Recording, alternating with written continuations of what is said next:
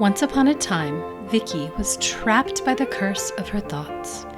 It had her believing she was powerless, imperfect, and weak. Then one day, the curse started to lessen, and Vicki could see a little clearer. As each day passed, her thoughts improved until she broke free. She then began creating magic in her life. Now, Vicki is getting ready to marry her Prince Charming. This is her manifesting success story.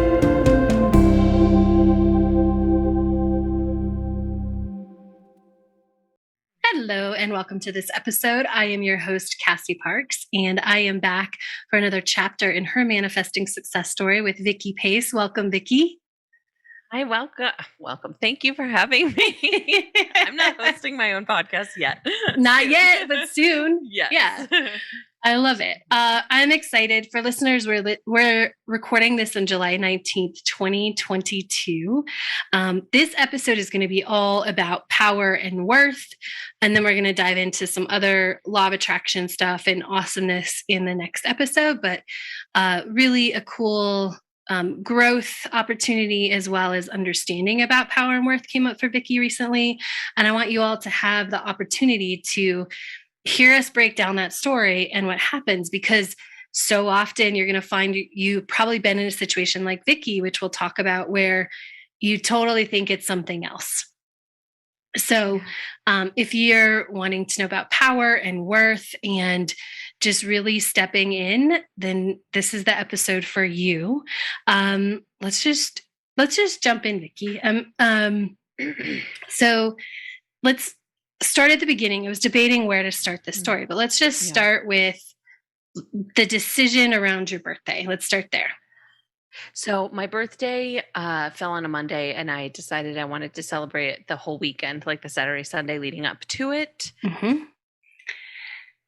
And a couple weeks before, my boyfriend had been house shopping, and we found a great place, and it was a hell yes for both of us. And then it takes a couple days to kind of meet with everyone, figure out the paperwork. And he said that the closing date was the 3rd, which is 3 days before my birthday, which was going to be all weekend. And at the time I asked, or what did I think I said? I will not be moving those few days. Or like, I don't want to do any moving on those 2 days leading up to my birthday. And he agreed. And then as time went on, it just kind of morphed into, I just like tiny little decisions along the way. I just found myself agreeing to like moving in that day, or, that weekend, or moving his stuff in that weekend, and going shopping for a couch and a dishwasher and fridges. And at the time I thought all these things were fine and good, but Sunday evening came up and I realized I had given away my whole birthday celebration, and I was exhausted and wanted to just cry and lay in bed. There was an important part of that story I missed. I could feel it. Was it the little decisions? Because you clearly stated, like, I don't want to do this. Mm-hmm. Yeah. And then sort of leading up to it, it just more and more things happened. I just was like, oh yeah, no, we could do that. Or we could run. It would be fun to go shopping for a couch on my birthday. That feels like fun. Oh, this is the thing I wanted to say. So when the first day he told me, closing is the weekend of your birthday, I said to myself, oh, okay, it's going to be fine. It'll be fine. I live an amazing life. It's going to be fine. And I don't know if you can hear it in the tone of my voice, but it was very much like I will make this effing work. Yes. It's like I am. And I remember telling myself, I'm a powerful manifester. I can manifest amazing things no matter what's going on. But that was like not, it's funny, those are the words I was using, but that was not the energy I was putting out there. I was putting out there, this freaking sucks and I don't want to do this. Right. But and this is where, I can't remember the exact words, but it's where we think we can use LOA to change we do use the other way to change like our next day's reality, but we Mm, can't make it, we can't use it to change today, and we can't use it to make something better that we allowed to be bad. Like that's our mm, choice, right? yeah, So you would kept trying to use it and use your powerful manifesting, use your powers where your powers don't work really. right. Because I had made choices along the way that lined this up. Mm-hmm. So no matter how many sort of like I wasn't affirmations, but like no matter how many times I told myself it's going to be amazing, no matter what, it's like I kind of manifested along the way a crappy experience. Yeah. And I'm not trying to sound blamey on myself. That's definitely something I very much am aware of in law of attraction, but it's interesting for it's powerful for me as a coach and as a client to know these patterns as they happen and Yeah. recognize them. Mhm. And I think this is kind of a little bit of a sidetrack, but not really. What would you call, for you, what's the difference between blame and responsibility? Hmm. Blame is giving away your power, and responsibility is owning it, Yeah. owning that power. And so if we apply that to what's going on and you're like, oh, it sounds blamey, you're not blaming yourself because you're not giving away your power. You're actually owning your power by saying, I made choices that created this situation, Yeah. or I didn't make Hmm. choices that didn't create this situation. I chose to say yes to the couch, yes to this little part of moving, yes to this other. Like that was a choice, right? And that was all your responsibility. Like Hmm. you're not blaming yourself for creating it, but you are looking back and going, yeah, I didn't choose what I wanted, which means I created something I didn't wanted because I chose things I didn't want. And so more of what I didn't want had to align with that Mhm. because I am such a powerful manifester. Yes. Like, yeah. Yeah. And that's, I Hmm. mean, that might be a great place to talk about that. The Hmm. more powerful you are, the worse it is when you give away your power. So you want to tell us more Hmm. about that? Yeah, it's just like I am becoming and owning my power more and more and becoming this amazing, powerful person, like a powerful magnet in a way. So if I step off track, sort of back into old patterns, it's even more powerful and even more uncomfortable. So leading up to this weekend, that birthday weekend, you and I had some, I don't know, hiccups, difficulties with my coach training. And we both were like, why isn't this working, Vicky? Like, what is happening? Like, my brain just was not accepting any information you were giving me. And I was asking questions in those coach calls that were kind of old school questions. Mm-hmm. And we kind of discovered a pattern there too, that when I give away my power, I start attracting not old thought. I start needling myself the way I used to way back in the day. Yeah. And I would say it a little more, I think any way you say it is fine, but I would say it is in um, when you give away your power, you're no longer being your current or your future self. And Right. so you automatically start being that old version of you, right? You start Mhm. being your past self because you're not being your current self or your future self, which means Mhm. the only other option really is your past self. That's who you Mm. default to. And so when you're not owning your power, you're not powerful. And that not powerful version of you, I like the word needle because I feel like that's what it is. Like you just like poke yourself about Yeah. anything you can find to poke yourself with, which is Yeah. which for you, I hope you don't mind saying this, is usually has to do with health in your body. Mhm. Yeah. Yeah. And And so those were the question, and it's fascinating because I think it was Thursday, I just was like so stuck, and I was digging deeper and deeper into this story of how I thought about myself and my body and what I wanted my body to look like. And the coaching you were giving me, I just like could not accept it. I just was like, Mhm. this is the thing. This is it. This is what I need support on. And it was like, no matter what coaching, you gave me a couple different coaching things, they just were not sticking. And it wasn't until Monday, like the weekend happened and all the moving things happened. My birthday celebrating did not happen.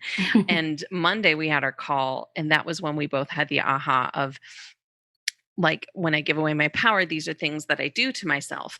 Um, and it was fascinating because in that call, I could not remember what story I was digging into. I could not remember that it was about my body and about how I looked. It wasn't until you mentioned it that I was like, "Oh my god." I like it just is baffling. It's astonishing to me that my brain just numbed that after the fact, like that's just how it's just an example of how much that was not actually the quote unquote problem. Mhm. The thing that was happening was giving away my power. So really my brain never actually attached to the body image issues. It was actually attaching to the power issues. That's why I did not remember that it was my body image. That was Mhm. what was the big thing the Yeah. week before that. Yes. And so Mhm. you've said it great. I want to highlight it for listeners. This thing that Vicki came that was like not end of the world, but sort of, right? Like Yeah, yeah, it was. Mhm. a little bit days before end of the world problem. And she was so set, like, this is the problem. I need coaching. I need to fix this. I need to Mhm. do this. Right. And like you said, nothing could get in because, by the Mhm. way, the coaching, if we went and listened to it, was probably all about owning your power on some level. Like, I didn't use those words, but that's what Mhm. it was. Right. It's like owning the power to choose the life you want, to choose your Yeah. image, to choose whatever. Right. It Mhm. was all about power. Um, it was so that when Monday came around, like that issue just like went away because or she couldn't even remember Yeah. because it wasn't the real thing. And Mhm. this happens to people all the time. Yeah. And this is a lot of the reason people get stuck sometimes is because they want like their brain is like, this is it. Like, this is what I know to be because for you, I think the opposite of owning your power is not being worthy, right? Like, it's not, I'm not Right. powerful. It's, I'm not worthy. Mhm. And so because when you're worthy, you own your power. Mhm. And so for you, sort of the thing that happens is that you become not worthy. And your brain just finds that thing to pick on Mhm. you about not being worthy that has been both from yourself and past experiences, right? Yeah, and for my the habits my brain formed many years ago, it reverts back to needling myself about how I look and what my body is like. hmm And Mhm. again, like, this is, if you're listening and you've experienced this thing where it feels like you always have this thing that comes up, that keeps coming up. And we preach this, you and I, like, you can't fix, Mhm. which was everything you wanted to do in that. Like, Yeah. you just wanted me to give you some coaching to fix this. Oh yeah. Um, when you're trying to fix something, like, it doesn't work. You have to become something different. And so in this case, like, fixing that, there was no fixing it. The only thing Vicki could do is become powerful. Mhm. And that's a lot of where people get stuck too in LOA. Well, like, so I have to fix this, but I want this. And they get focused on the outcome of the fixing Mhm. instead of the becoming. Yeah. And it doesn't like I'm just thinking of parallels like if somebody's like I want that Corvette. I don't care what you're saying. I want the Corvette. It gets to a point though. I don't think someone would fix the Corvette, That's a good maybe, point. right? Or It like would be yeah, like that's a good a point. bank account, or Mm. it would be fixing not having enough money to buy the car they want, kind of a thing. Mhm. Yeah. Yeah. But it truly is like those moments. I don't know. It's when we say get back to the beingness, that's what it's about. Is being the person who is good. You know what I'm saying? Like, Hmm. got it, who's chill and has things worked out, is okay with their life, likes their life. That beingness is what attracts more of what you want. My brain is on four different tracks at the same time. Just because I was being so powerful, but when I stepped into the non-powerful version of myself, just I was already so powerful. It just was acting like a vacuum of the more of more not powerful beliefs and stories and actions and Yes. things. You really, when we become powerful, we become really powerful, right? Mhm. And it does act like a vacuum. So when you make a choice, even it's like when you step a little bit off the path, it's Mhm. huge because it's vibrationally, it causes vibrational friction Mhm. because you said you want this, you've been being this is who you are, but like you make this choice and it's like nails on a chalkboard, but it shows up Mm. in your life everywhere is nails on a chalkboard, right? Yeah, it changes the color of everything in your world as soon as Mhm. you go off, which is why we talk a lot about making choices along the way. It's not just the 20 minutes of work you do, it's the, 23 hours and 40 minutes the rest of the day, because it's the person you're being, it's the choices you're making every single step of the day. And not that you need to be like on edge all the time, but it's once in the beginning, you do need to build those habits and ways of thinking so that it's easier the more you grow. It's easier to make those bigger choices along the way. Like, it just feels like you're this isn't like despair, like you're never going to not be have to make these choices, but it's fun like that. You're always growing, always having to step more and more into the person you're becoming and making more and more choices like that. Yes, because that's the way LOA works, right? Mhm. You get more of what you choose, more of what you focus on. For Mhm. the time before people, and even you, like learn to leverage the law of attraction, you were constantly making choices that were creating that kind of crappy space you were living in, right? Mhm. You were Yeah. you were constantly, but when we start to grow, for some reason, we don't realize that we've always been making these choices because like now Mm. we have to make them in a powerful way, Yeah. and we're just more aware of them. I guess maybe they were more default before, but we were always making choices that we're creating. Now we're just more aware of the choices that line up. We're more conscious. And so we're consciously choosing the choices. I am drawing a very weird parallel between this and potty training toddlers. Tell us. Maybe that's That going to just like lock it in for when somebody. when you're in when the kid's in a diet, like a lot of potty training techniques, it's just like get them naked, just let them run Mm-hmm. around, cheeks free and everything. And the idea is that they're extra sensitive because they're not used to the feeling of this fresh air, so they're just more aware of like, oh, this feels weird, I'm going to hold it, tell someone I need to go potty. When they don't have the diaper. But whereas when they have the diaper on, they're just like, it feels that's how they were born. They were put directly into a diaper. So their body is used to how it feels having a diaper on. Once you take the diaper off, your body is just hyper aware of what is happening. It's breezy. Like now I have to pee, but now I don't know what to do. So it brings your brain a lot more awareness to the fact. Um, and that's a little bit like this, that I think that's why you're more aware of and why it feels a little uncomfortable, because Mm-hmm. it's so new and it's this new set of pathways you're building in your brain to help support you and drive you forward to your life that you're creating. Yes, absolutely. I love it. I love the parallel, and it's true. Yeah. And as we kind of wrap up this power conversation and story, I want to just add in the thing that really even more predisposed you to not Mm, showing up powerful in this situation, and that's moving with a boyfriend mhm. before, right? Yeah.